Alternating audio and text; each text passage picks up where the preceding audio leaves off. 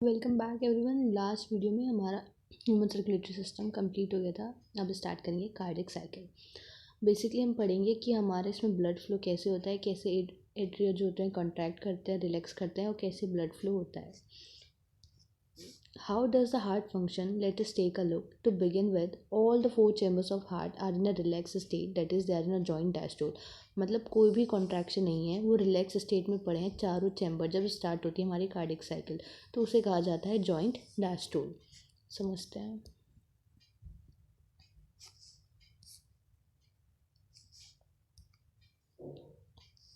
ये हमारा हार्ट है,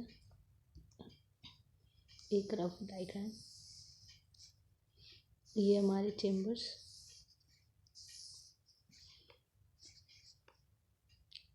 इधर हमारी पल्मोनरी वेन्स, ये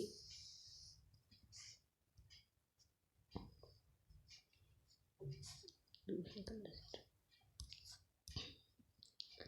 ये आई हमारी अयोटा,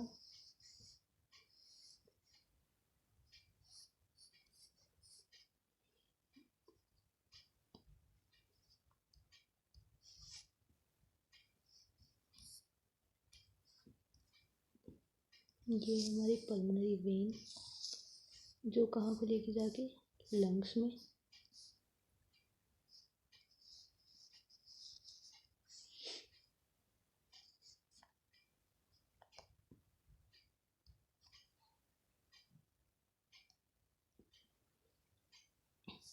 ये सुपीरियर वेना कावा और इधर होती है inferior vena cava.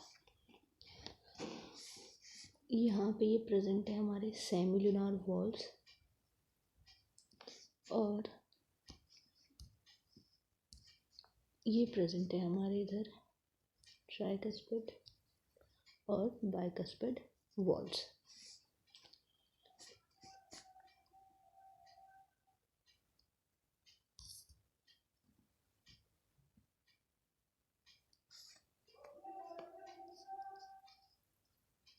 Left atrium,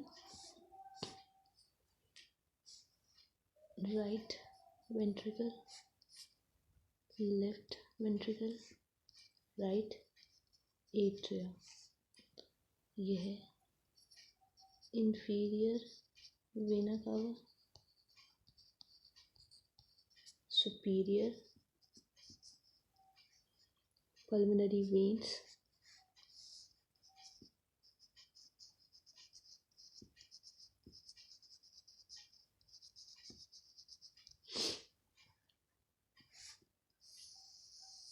aorta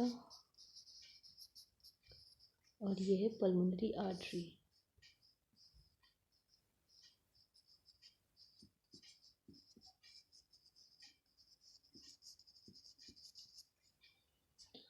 ये वॉल्स है सेमिलुना और ये है ट्राइकस्पिड वॉल और ये है बाइकस्पिड वॉल। अब ब्लड पंप नहीं हो रहा, हार्ट कैसे है, रिलैक्स स्टेट में है। जब ये सारे हमारे चारों चैम्बर्स क्या है, रिलैक्स स्टेट में, कोई कॉन्ट्रैक्शन नहीं है, तो उसे कहा जाता है जॉइंट डायस्टोल। अब जैसे ही ट्राइकस्पिड और बाइकस्पिड वॉल्स खुलते हैं, ट्राइकस्पिड इधर बाइकस्पिड उधर, तो ब्लड कहाँ से आएगा? पल्मोनरी वेन,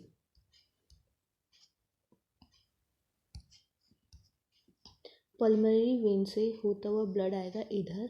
ये होगा हमारा क्या, क्योंकि इसमें ब्लड आता है थ्रू लंग्स पल्मोनरी वेन से, यहाँ पे आएगा ऑक्सीनेटेड ब्लड। ये क्या है, राइट एट्रियम, ठीक। और फिर वहाँ से जाएगा वेना कावा से, कहाँ जाएगा, राइट वेंट्रिकल में।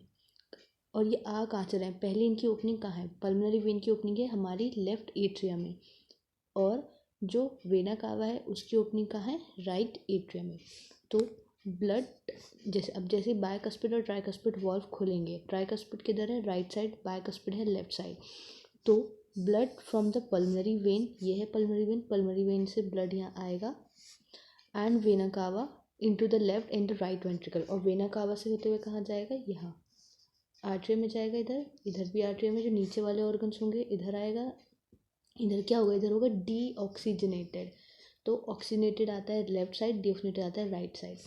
तो ये आ गए इधर, और फिर यहाँ से ब्लड कहाँ आएगा, हमारे वेंट्रिकल्स में। इधर से भी कहाँ से आएगा, वेंट्रिकल्स में।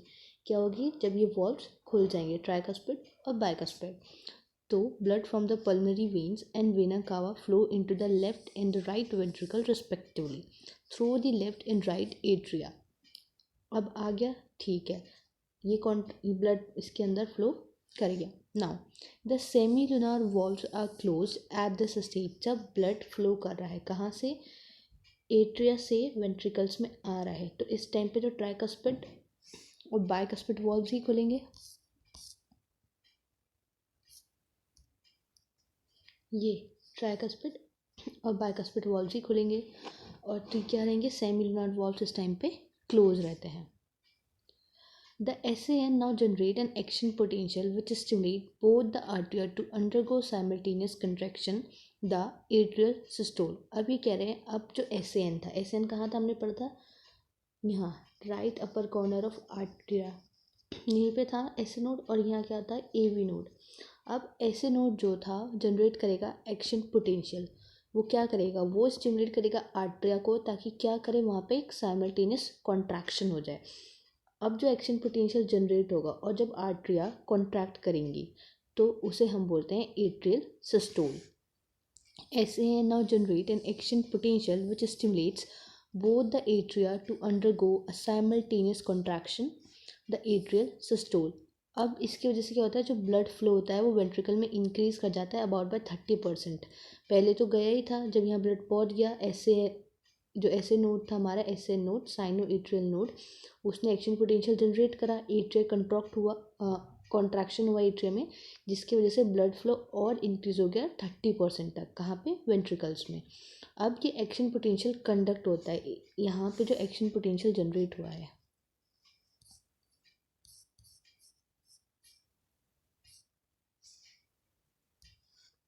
मान लो ये एक्शन पोटेंशियल जनरेट हुआ, एक्शन पोटेंशियल AV नोड तक आएगा, AV नोड से AV बंडल्स के पास जाएगा, यहाँ जो AV बंडल्स से, और जैसे फिर ब्रांचेस में डिवाइड हो रहे थे, तो यहाँ ऐसे जाते जाते कहाँ पहुँचता है, ये वेंट्रिकल्स के पास जाता है। यहाँ पे हमारी मसल्स होती हैं, हमने पहले समझा था। तो जैसे ही ब्लड फ्लो इंक्रीज होगा वेंट्रिकल में 30% तक, फिर एक्शन पोटेंशियल कंडक्ट होगा वेंट्रिकल साइड पे बाय AVN और AV बंडल्स के थ्रू, जहाँ से जो बंडल ऑफ हिस है वो क्या ट्रांसमिट करते हैं, इसे पूरे हमारे वेंट्रिकल के पास भेज देते हैं, जितना भी हमारे पास एक्शन पोटेंशियल आया था। अब इसकी वजह से क्या होगा, जो यहाँ पे मसल्स थी, पैपिलरी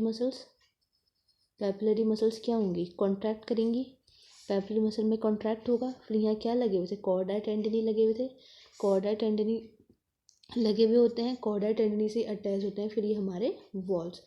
जब मसल्स कॉन्ट्रैक्ट हुई तो कॉर्डाई टेंडनी कॉन्ट्रैक्ट होगा, कॉर्डाई टेंडनी कॉन्ट्रैक्ट होगा, इधर प्रेशर इंक्रीज करेगा तो ब्लड बैक फ्लो ना करे, जिसकी वजह से ये वॉल्व्स क्या हो जाते हैं, क्लोज हो जाते हैं।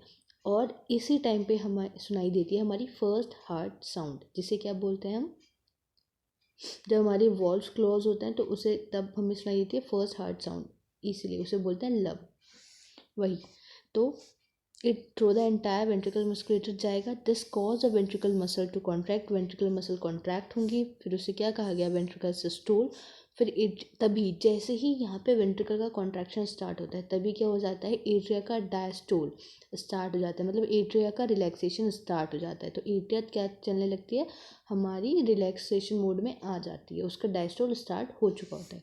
The atria undergoes the relaxation diastole coinciding the ventricular systole. मतलब पहले एट्रिया का क्या होता है, सिस्टोल हुआ, मतलब एट्रिया का कॉन्ट्रैक्शन हुआ, ब्लड फ्लो आ गया वेंट्रिकल्स में, वेंट्रिकल कॉन्ट्रैक्ट हुआ तो क्या हुआ, वेंट्रिकल के बाद यहाँ पे वेंट्रिकल सिस्टोल हुआ। अब जैसे ही वेंट्रिकल सिस्टोल स्टार्ट होता है तभी इसी के साथ क्या स्टार्ट हो जाता है, एट्रिया का डायस्टोल। मतलब ये कोइंसाइड करता है, वेंट्रिकल के साथ साथ एट्रिया का डायस्टोल साथ के साथ चल रहा होता है। तो अभी हमने पढ़ा कार्डियक साइकिल में कितना, कि जब रिलैक्स स्टेट है, जब कार्डियक साइकिल स्टार्ट नहीं हुई है, ब्लड पंप होना स्टार्ट नहीं होता, तो हमारे चारों चैम्बर रिलैक्स स्टेट में होते हैं, जिसे कहा जाता है जॉइंट डायस्टोल। अब जैसे ही ट्राइकस्पिड और बाइकस्पिड वॉल्व्स खुले तो जो ब्लड है कहाँ से कहाँ एंटर करेगा, हमने देखा पल्मोनरी वेन से जाएगा इधर लेफ्ट एट्रियम में, और वेना कावा से जाएगा हमारी राइट एट्रियम में। फिर उधर से जाएगा नीचे हमारे रिस्पेक्टिव साइड वेंट्रिकल्स में जाता है। जब पहुंच जाएगा फिर ऐसे ऐसे नोड जो है वहाँ से एक्शन पोटेंशियल जनरेट होगा, वो एक्शन पोटेंशियल जनरेट ट्रांसमिट होगा थ्रू एवी नोड से AV bundle of His ventricle muscle contract होंगी। जैसे जैसे एक्शन पोटेंशियल आता है तो एट्रिया क्या होती है, कॉन्ट्रैक्ट होती है, जिसकी वजह से वेंट्रिकल में ब्लड फ्लो इंक्रीज हो जाता है 30% तक। जैसे ही ब्लड फ्लो इंक्रीज हो जाएगा तो क्या होगा, फिर इसकी मसल्स कॉन्ट्रैक्ट करेंगी। अब एक्शन पोटेंशियल भी आ गया, मसल कॉन्ट्रैक्ट करेगी, कॉन्ट्रैक्शन कॉर्डी टेंडन तक जाएगा। और ताकि अब ब्लड का बैक फ्लो ना हो तो ये दोनों जो हमारे वॉल्स होते हैं ट्राइकस्पिड और बाइकस्पिड ये क्या हो जाएंगे, क्लोज हो जाएंगे। अभी क्लोज हो जाएंगे। जैसी क्लोजर ऑफ इन जो होती है तो हमें सुनाई देती है फर्स्ट हार्ट साउंड जिसे बोलते हैं लब। अब ये क्लोजर हो गया। अब देखो यहाँ पे प्रेशर है, वेंट्रिकल क्या चल रहा है, वेंट्रिकल सिस्टोल चल रहा है, तो मतलब वेंट्रिकल में क्या है, प्रेशर है। अब प्रेशर है तो ये जो सेमिलुनार वॉल्स प्रेजेंट थे हमारे, ये जो वॉल्स थे यहाँ पे, इनकी ओपनिंग हो जाएगी। इनकी ओपनिंग होगी तो ब्लड क्या करेगा, इनके अंदर फ्लो कर जाएगा। अब ब्लड यहाँ अयोटा से होता हुआ जाएगा और पूरी बॉडी में फिर ट्रांसमिट होगा यहाँ से, ठीक है। और ऐसे ही इधर ये सेमिलुनर वॉल्स खुलेंगे और जो डीऑक्सीनेटेड ब्लड होगा फिर यहाँ से जाएगा लंग्स के पास और क्या होगा, यहाँ पे जाके उसका ऑक्सीजनेशन हो जाएगा डीऑक्सीनेटेड से। तो ये क्या होता है, फिर हमारा वेंट्रिकुलर सिस्टोल हुआ। यहाँ से ये गया, जब प्रेशर यहाँ चला गया तो फिर प्रेशर रिड्यूस हो जाएगा और फिर क्या स्टार्ट हो जाता है यहाँ पे, वेंट्रिकुलर डायस्टोल। तो ventricular systole increases, ventricular systole increases the ventricular pressure causing the closure of the tricuspid and bicuspid valves। क्या होता है, उनका क्लोजर हो जाता है, जिसकी वजह से क्या ना हो कि बैक फ्लो ना हो ब्लड का वापस एट्रियम में। जैसे ही वेंट्रिकुलर का प्रेशर इंक्रीज करता है तो जो सेमिलुनर वॉल्व्स होते हैं, जो पल्मोनरी आर्टरी और पल्मोनरी वेन, पल्मोनरी आर्टरी और अयोटा को क्या कर रहे थे, गार्ड करके रखते हैं, वो खुल जाते हैं, जिससे ब्लड क्या हो जाता है, ब्लड फ्लो करता है वेंट्रिकल से इन वेसल्स में और कहाँ जाता है, हमारे सर्कुलेटरी पार्ट में जाता है, जैसे मैंने भी समझाया। सेम वेंट्रिकल है, वेंट्रिकल में यहाँ प्रेशर इंक्रीज हुआ, ये थी हमारी अयोटा और इधर थी हमारी पल्मोनरी वेन। प्रेशर इंक्रीज होगा यहाँ पे, ये वॉल्व्स थे, इनकी ओपनिंग हो जाएगी, ब्लड फ्लो करेगा अंदर,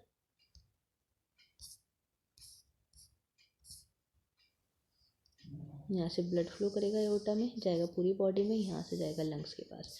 ये है हमारी अयोटा और ये है हमारी पल्मोनरी आर्टरी।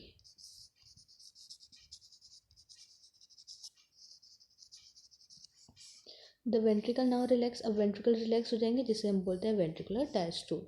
वेंट्रिकल प्रेशर क्या हो जाएगा, कम हो जाएगा, जिसकी वजह से क्या होंगे, फिर सेमिलुनर वॉल्व्स हमारे क्लोज हो जाएंगे, जो क्या करेंगे कि अब ब्लड का क्या ना हो, बैक फ्लो वापस से ना हो वेंट्रिकल्स में। अब जैसे जैसे वेंट्रिकल प्रेशर डिक्लाइन करता है तो ट्राइकस्पिड और बाइकस्पिड वॉल्व्स जो होते हैं वो खुलने लगते हैं। क्यों खुलने लगते हैं, क्योंकि यहाँ का प्रेशर तो क्या हो रहा है, अब कम हो गया, क्योंकि उसने बॉडी में ब्लड भेज दिया। अब सर्कुलेटरी होकर वो वापस कहाँ आएंगे, घूम के एट्रिया में आएंगे, तो यहाँ क्या पड़ने लगेगा, प्रेशर होगा, ब्लड फिल होता रहेगा और वेंट्रिकुलर प्रेशर घटता रहेगा, जिसकी वजह से क्या होंगे, फिर से ट्राइकस्पिड, जो यहाँ ट्राइकस्पिड और बाइकस्पिड वॉल्व से वो वापस से ओपन हो जाते हैं। As the ventricular pressure declines further the tricuspid and bicuspid valves are pushed open by the pressure in the atria exited by the blood which was being emptied into them by the veins. वही मैंने बताया, blood circulatory pathway में चला गया। अब जो deoxygenated blood आ रहा है वो इधर एट्रियम में आ रहा है और साथ साथ जो इधर ऑक्सीनेटेड हो रहा है वो आ रहा है, जो हमारे कहाँ गया था, पल्मोनरी आर्टरी से होता हुआ लंग्स में गया, वो पल्मोनरी वेन से होता हुआ लेफ्ट एट्रियम में आएगा और वेना कावा से जो डीऑक्सीनेटेड ब्लड है वो राइट एट्रियम में आएगा। तो यहाँ प्रेशर बढ़ेगा एट्रियम में, जिसकी वजह से जो ट्राइकस्पिड और बाइकस्पिड वॉल्व्स है वो फिर से ओपन हो जाएंगे।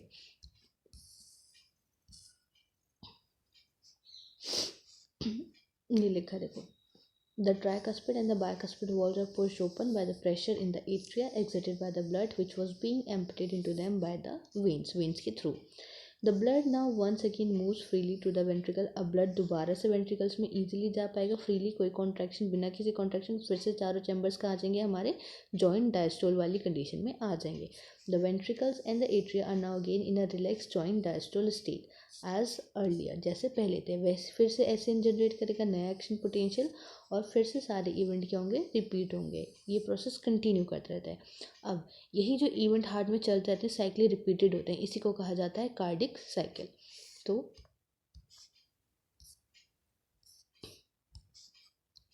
the this sequential event in the heart which is cyclically repeated is called cardiac cycle.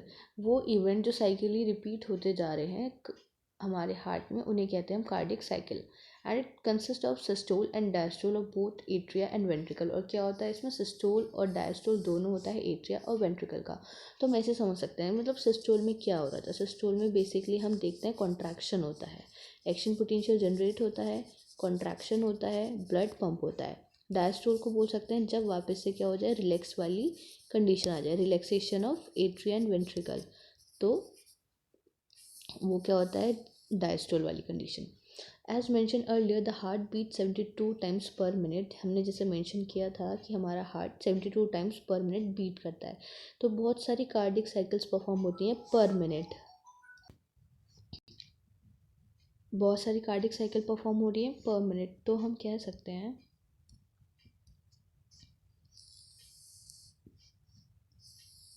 from this it could be deduced that the duration of cardiac cycle is 0.8 second. तो एक cardiac cycle जो duration है क्या होती है, 0.8 second होती है.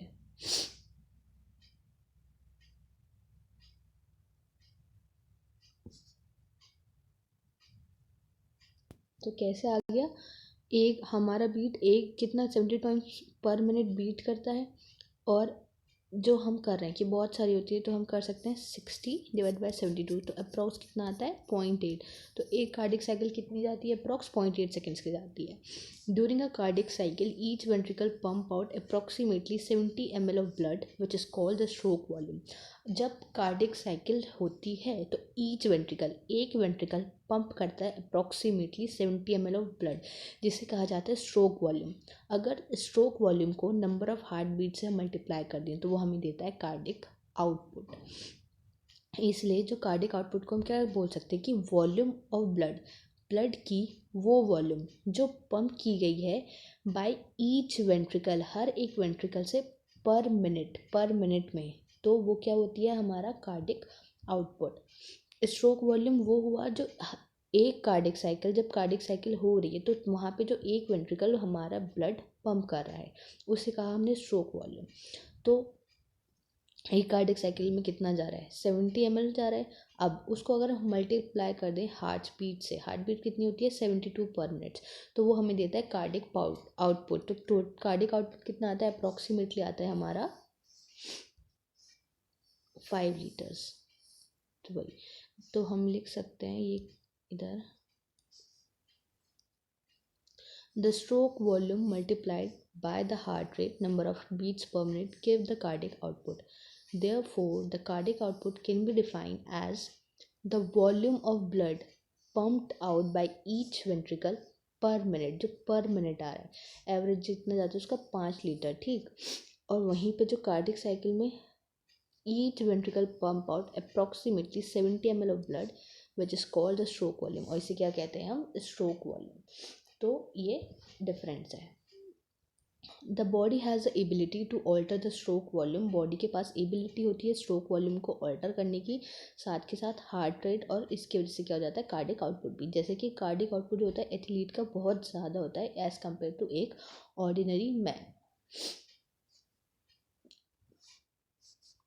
तो इसमें हमें ये याद रखना है कार्डिक आउटपुट क्या होता है. कार्डिक आउटपुट वो होता है जब वो, मतलब वो वॉल्यूम ब्लड का जो हमारा वेंट्रिकल पंप कर रहा है पर मिनट, ठीक. और वहीं एक कार्डिक साइकिल में जो वेंट्रिकल पंप करता है जितना अमाउंट ऑफ ब्लड, वो होती है उसकी स्ट्रोक वॉल्यूम. स्ट्रोक वॉल्यूम आ रही है 70 ml और कार्डिक आउटपुट अप्रॉक्स कितना आता है 5 litre. During each cardiac cycle, two prominent sounds are provided which can be easily heard through the stethoscope. अब मैंने अभी बताया था कि फर्स्ट हार्ट साउंड कब आ रही थी, जब क्लोजर हो रहे थे हमारे वॉल्स, जब वेंट्रिकल से जब वेंट्रिकल में आ रहा था और ताकि बैक फ्लो ना हो ब्लड का, तो वहाँ पे ट्राइकस्पिड और बाइकस्पिड वॉल्व क्लोज हो रहे थे, तब हमें जो आवाज़ आती होती है फर्स्ट हार्ट साउंड। वहीं पे जब सेमिलुनर वॉल्व क्लोज होते हैं ताकि कहाँ से ब्लड वापस ना आए वेंट्रिकल्स में, आयोटा और पल्मोनरी आर्टरी से। तो जब सेमिलुनर वॉल्व का क्लोजर होता है वहाँ से आती है हमें सेकेंड साउंड सुनने मिलती है हमारे हार्ट की। तो the first heart sound is love associated with the closure of tricuspid and bicuspid valves, whereas the second heart sound dove is associated with the closure of the semilunar valves. These sounds are of clinical diagnostic significance. मतलब हम इनको सुन सकते हैं, clinically देख तो नहीं सकते, sorry, सुन सकते हैं। अगर इनमें कुछ भी हमें दिखे कि नॉर्मल से अलग है, आवाज़ सुनाई दे रही है, तो क्या पता कर सकते हैं हम इससे, हाँ, कि कोई प्रॉब्लम है अंदर।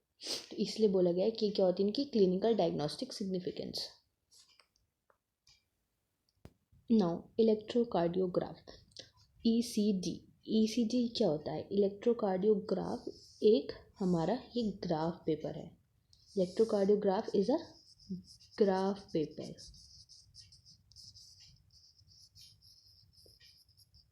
ठीक, you probably familiar with the scene in hospital scene this and that. ये हम यहाँ से स्टार्ट करते हैं। दिस टाइप ऑफ मशीन जिसे बोला गया है electrocardiograph is use to obtain. Electrocardiograph जिसे बोलते हैं ईसीजी, किसके थ्रू होता है? एक मशीन होती है, उसमें ग्राफ पेपर यूज़ होता है। तो जो ये मशीन होती है उसे बोलते हैं हम electrocardiograph, is use to obtain electrocardiogram. Electrocardiogram क्या है? जो हमें मिलता है ग्राफ पेपर पे, जो हमें रिकॉर्डिंग ऐसे देखने मिलती है। ये क्या होती है हमारी ईसीजी। वहीं पे जो ईसीजी है वही लिखो ने बताया, ECG is a graphical representation of electrical activity of the heart during a cardiac cycle. जो भी इलेक्ट्रिकल एक्टिविटी होती है हमारी हार्ट की ड्यूरिंग कार्डिक साइकिल, उसे कहा जाता है ईसीजी। तो जो मशीन है, मशीन का नाम है इलेक्ट्रोकार्डियोग्राफ। जो वहाँ पे क्या हमें मिलता है उसको यूज़ करके? इलेक्ट्रोकार्डियोग्राम। इलेक्ट्रोकार्डियोग्राम यूज़ करके हमें मिलता है वहाँ पे उसका जो भी सिग्नल्स गए हैं। To obtain a standard ECG, हमें जैसी अगर ईसीजी चाहिए तो उसके लिए पेशेंट को कनेक्ट किया जाता है मशीन के साथ। उसमें इलेक्ट्रिकल लीड्स होती हैं जो रिस्ट पे और एंकल पे लगाई जाती हैं, दोनों साइड रिस्ट पे और एंकल पे, जो कंटिन्यूसली मॉनिटर करती हैं हार्ट की एक्टिविटी को, कि क्या कैसे हार्ट फंक्शन कर रहा है, कौन सी वेव कितना जा रहा है, कितना वेंट्रिकल सिस्टोल चल रहा है, डायस्टोल चल रहा है, ये सब। तो अब हम जो लीड्स हैं उनको अटैच किया जाता है। तो क्या करते हैं? For detailed evaluation of the heart function, heart के डिटेल इवैल्यूएशन के लिए ये यूज़ किया जाता है। Multiple leads are attach to the chest region, बहुत सारी लीड्स अटैच की जाती हैं चेस्ट रीजन पे। लेकिन हम यहाँ पे स्टैंडर्ड ईसीजी की बात करने जा रहे हैं, तो वो कैसे परफॉर्म होती है देखते हैं। वो तो हमने देखा, जो लीड्स हैं कैसे कनेक्टेड थी, दोनों रिस्ट पे हमारी लेफ्ट और राइट रिस्ट पे कनेक्ट होंगे लीड्स, और एक हमारी लेफ्ट एंकल पे। तो ये हमारा हम स्टैंडर्ड ईसीजी देखने जा रहे हैं। तो जो ईच पीक होती है ईसीजी में, वो स्टार्ट होती है पी से और एंड होती है टी पे। जो हर लेटर जो है कुछ ना कुछ एक स्पेसिफिक चीज़ बता रहा है इलेक्ट्रिकल एक्टिविटी ऑफ हार्ट की। अब जो पी वेव है वो क्या रिप्रेजेंट करती है? डीपोलराइजेशन ऑफ एट्रिया, की एट्रिया का डीपोलराइजेशन हो रहा है, या फिर हम बोल सकते हैं excitation of atria. P wave ये रिप्रेजेंट करती है। वहीं पे जो क्यू आर एस कॉम्प्लेक्स बनता है ये हमारा, तो हम लिख सकते हैं यहाँ पे पी वेव क्या रिप्रेजेंट कर रही है?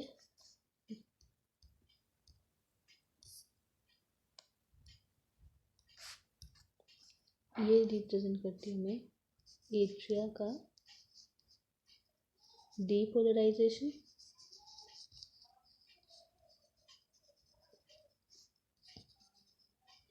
Q R S complex represent करता है हमें वेंट्रिकल का डीपोलराइजेशन,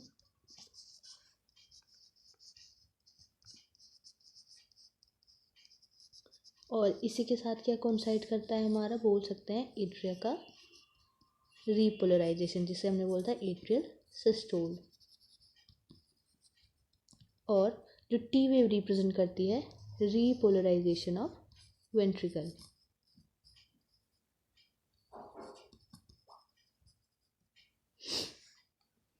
अब अब एक बार इसको रीड करते हैं।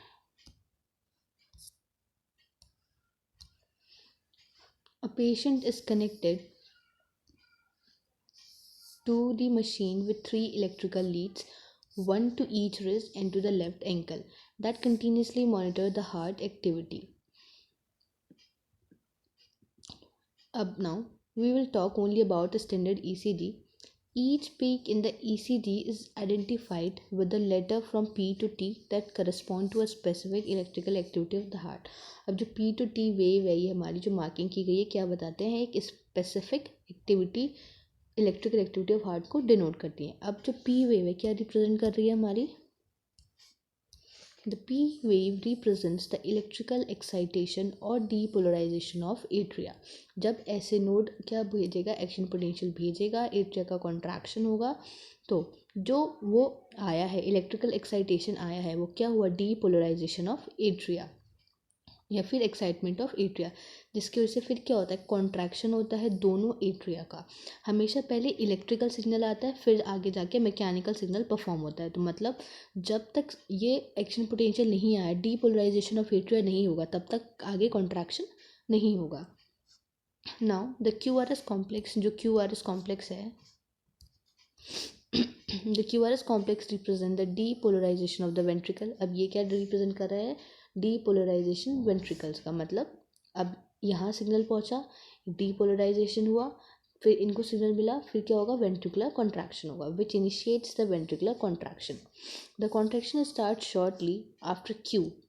यहाँ Q के बाद ही कॉन्ट्रैक्शन स्टार्ट हो जाता है और मार्क करता है बिगनिंग ऑफ द सिस्टोल। तो Q क्या मार्क कर रहा है? Beginning of the ventricular systole, ventricle systole beginning.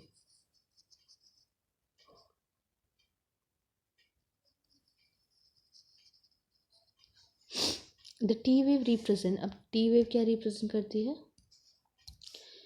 The T wave represents the return of the ventricle from the excited to the normal state. अब क्या बता रही है? जब T वेव आ जाएगी, वेंट्रिकल वापस अपनी एक्साइटेड स्टेट से नॉर्मल स्टेट पे आ जाएंगे, जिसे कहा जाता है रीपोलराइजेशन। और जो T वेव का एंड होता है, वो मार्क करता है एंड ऑफ द सिस्टोल की। अब सिस्टोल वहाँ पे ख़त्म हो चुका है।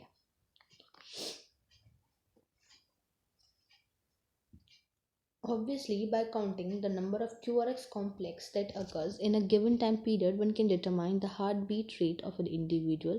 Since the ECG obtained from different individual have roughly the shape of a given late configuration.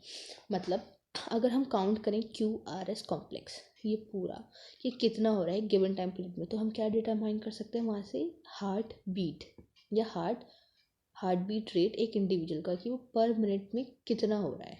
क्योंकि हमने पढ़ा था अभी पीछे कि blood pumped out by each ventricle during cardiac cycle क्या था? कार्डिक आउटपुट था। फिर कार्डिक आउटपुट की मल्टीप्लाई क्या की जा रही थी? नंबर ऑफ बीट से मल्टीप्लाई, वो सॉरी स्ट्रोक वॉल्यूम था। फिर स्ट्रोक वॉल्यूम, ये स्ट्रोक वॉल्यूम क्या था? कि कितना वॉल्यूम ऑफ ब्लड एक वेंट्रिकल एक कार्डिक साइकिल में दे रहा है। जब उसकी मल्टीप्लाई हम हार्ट बीट से कर रहे थे, तो क्या आता था? हमारा कार्डिक आउटपुट आ रहा था। तो जो QRS कॉम्प्लेक्स है, अगर हम उसको काउंट करते हैं, तो हम क्या बता सकते हैं? हार्ट बीट बता सकते हैं किसी इंडिविजुअल की कितनी है। Since the ECG obtained from the different individual have roughly the same shape, roughly यही शेप आती है जब देखते हैं हम नॉर्मल ECG की। अगर इससे कोई डेविएशन होता है इससे, तो क्या इंडिकेशन है वो? कि वहाँ पे कोई डिजीज़ कंडीशन है, यहाँ पे है ना कोई पैथोलॉजिकल, मतलब कोई फिजियोलॉजी से हट के कोई एबनॉर्मलिटी आ रही है।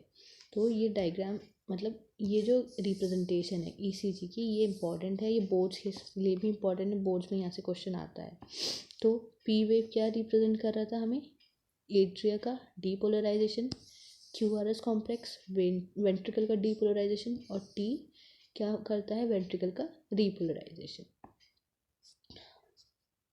अब इसको एक बार और रीड आउट कर लेना अच्छे से, ताकि कॉन्सेप्ट क्लियर हो जाए। नेक्स्ट वीडियो में स्टार्ट करेंगे नेक्स्ट टॉपिक। तब तक के लिए थैंक यू, बाय।